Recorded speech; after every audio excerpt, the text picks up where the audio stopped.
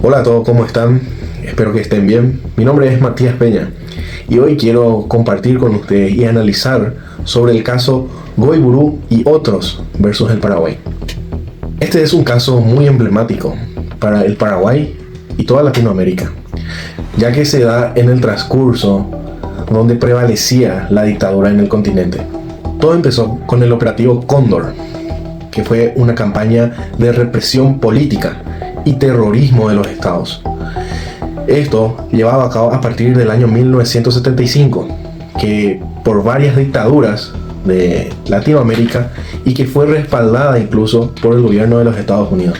Este operativo incluía operaciones de inteligencia, entre comillas, y el asesinato de opositores en el continente. El caso se refiere a la detención, tortura y desaparición forzada de 4 opositores políticos que estuvieron durante la dictadura de Alfredo Stroessner. Estos opositores fueron Agustín Guayburu, Carlos José Mancuello y los hermanos Rodolfo y Benjamín Ramírez Villalba. Estos hechos ocurrieron entre los años 1974 y 1977. La detención de estos opositores fueron realizadas por agentes estatales paraguayos y en algunos casos con la ayuda incluso de autoridades argentinas. Tras la caída de la dictadura de Alfredo Stroessner en el 89, se presenta el 11 de diciembre de 1991 la primera petición a la Comisión Interamericana de Derechos Humanos por la desaparición de Agustín Guayburu. La petición por las demás víctimas fueron realizadas con el correr de los años.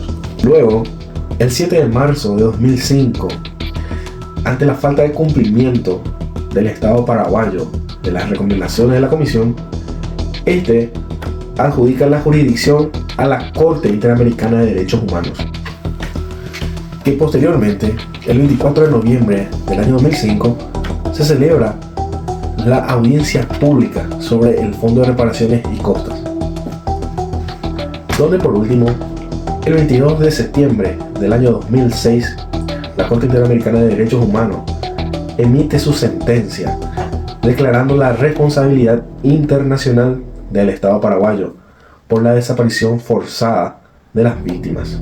Desde ese mismo año hasta la actualidad se inicia la etapa de supervisión y cumplimiento de la sentencia, la cual se mantiene abierta hasta la actualidad para verificar la implementación de las reparaciones ordenadas. De esta forma queda como principal responsable el Estado paraguayo tras la derivación de las acciones de sus agentes durante la dictadura y fundamentalmente la falta total de investigación diligente y efectiva por parte del Estado en la era ya democrática para esclarecer todos los sucesos y sancionar a los culpables y reparar a las víctimas. Dando continuidad, quiero citar cuáles fueron los derechos violados por el Estado paraguayo según la Corte Interamericana de Derechos Humanos. En primer lugar, tenemos el derecho al reconocimiento a la personalidad jurídica, que está en el artículo 3. También el derecho a la vida, que está en el artículo 4, inciso 1. El derecho a la integridad personal, en el artículo 5, inciso 1 y 5, inciso 2. El derecho a la libertad personal, el artículo 7. Y las garantías judiciales y protección judicial, que se encuentran en el artículo 8 y 25. Todos estos artículos se encuentran estipulados en la Convención Americana sobre Derechos Humanos. El argumento del Estado. ¿Cuál fue el reconocimiento de responsabilidad? El Estado paraguayo se allanó y dio a entender la responsabilidad internacional que tuvo por la violación de los derechos alegados. No menos importante, vale recalcar cuál fue la sentencia que dictaminó la Corte. En su fallo, el 22 de septiembre del 2006, en primer lugar, como punto número A, tenemos a la determinación de los derechos violados. ¿Cuáles fueron los derechos violados? Y quedando así los artículos 3, 4, 5, 6, 7, 8 y 25 de la Convención Americana. Como segundo punto, dispuso la determinación de las medidas de reparación, investigación y sanción.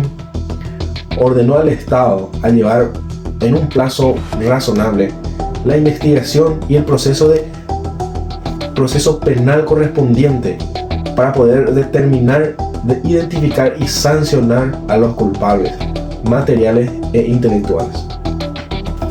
Así también la búsqueda de los restos. Pidió al Estado la búsqueda del paradero de las víctimas desaparecidas y, de ser posible, entregar a los familiares los restos. También la atención médica y psicológica. Brindar un tratamiento médico y psicológico gratuito a los familiares de las víctimas que lo requieran. Tener medidas de satisfacción, como por ejemplo realizar actos públicos, de publicar la sentencia, de poner placas en conmemoración de las víctimas. Las garantías de no repetición. Esto conlleva a tipificar la desaparición, el delito de la desaparición forzada en el derecho interno del Estado, y además de eso, de tener programas de derechos humanos en la Fuerza Armada, además de garantizar, por ejemplo, el acceso libre a lo que es los archivos de la dictadura, conocidos como archivos del terror. Como último punto de la sentencia, se estableció también el monto de indemnización. La Corte fijó una indemnización por daños materiales e inmateriales para cada una de las víctimas directas y sus familiares.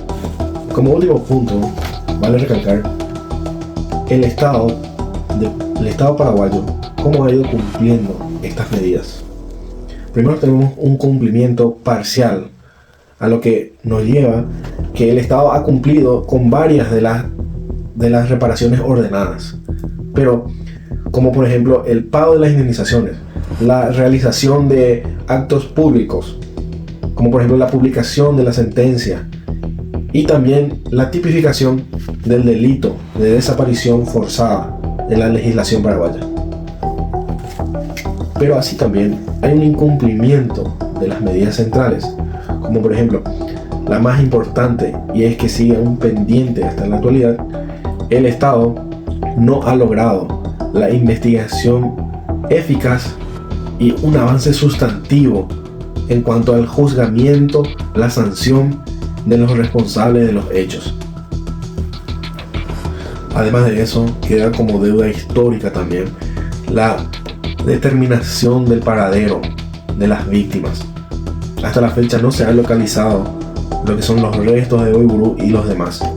Se mantiene así el sufrimiento de los familiares y también evidencia el incumplimiento de las obligaciones de la sentencia.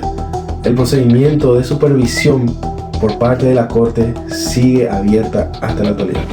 Y de esta forma terminamos lo que es este análisis de este caso muy trascendental en la historia del Paraguay y del continente. Y esperemos que en ningún momento de la historia se